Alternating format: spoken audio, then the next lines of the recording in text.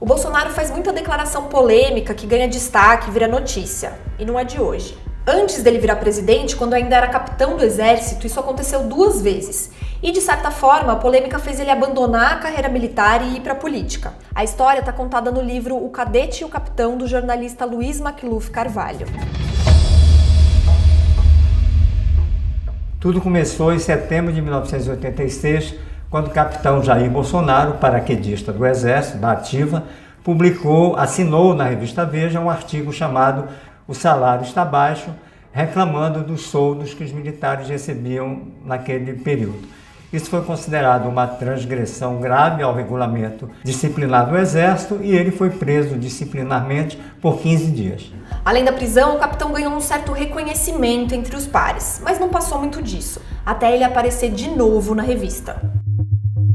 1 ano e pouco depois do artigo, Veja publicou uma reportagem assinada pela repórter Cássia Maria Rodrigues, acusando o capitão Bolsonaro de ter um plano chamado de beco sem saída de explodir bomba nos quartéis em protesto contra os baixos salários. Foi bombástico, se me perdoa o trocadilho. Aí a coisa ficou bem mais séria. O capitão Bolsonaro teve que se explicar com os superiores e negou tudo o que a revista tinha publicado. Começou então uma guerra de versões.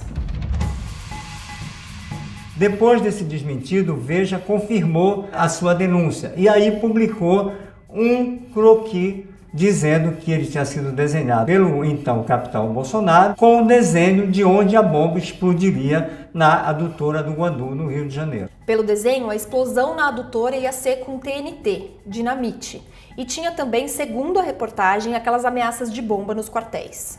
Mas quem estava falando a verdade? Por causa desse conflito, começou a judicialização militar do caso, que teve 3 etapas. Primeira, uma sindicância que não deu em nada. Segunda, um conselho de justificação. Aqui a decisão dos 3 militares foi unânime, o Bolsonaro era sim culpado. Ele tinha dado a entrevista para Veja e tinha feito o croquis. E terceira, um julgamento no Superior Tribunal Militar. É aí o destaque do livro, que traz os áudios da sessão secreta.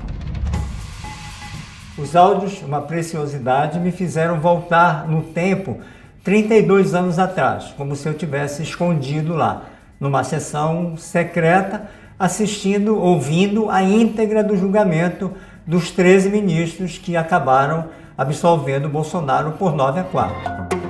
Pelos áudios, os ataques na sessão se voltaram contra a revista e contra a jornalista. Disseram que a repórter não é flor que se cheire. Chamaram ela de leviana, de sensacionalista e também falaram que ela era muito serelepe. Mas como foi que o mesmo homem, condenado um pouco antes de forma unânime, acabou sendo absolvido?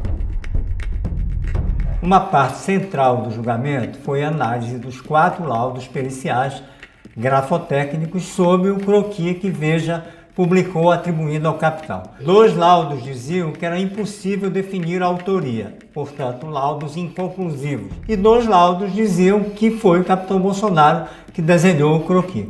Na leitura que a defesa do Bolsonaro, feita por ele próprio, levou para o tribunal, havia um empate de 2-2. O tribunal acatou essa tese levada pelo Bolsonaro e entendeu que 2-2 aplica-se o princípio in dubio pro réu, ou seja, na dúvida se absolve o réu.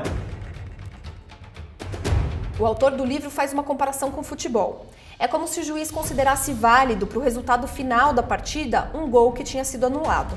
E pode isso? Não houve empate nenhum.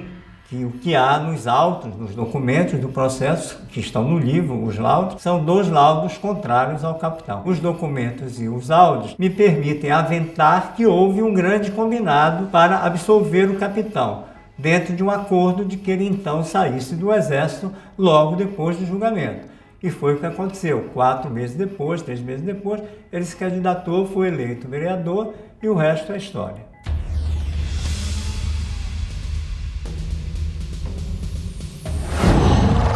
Qual?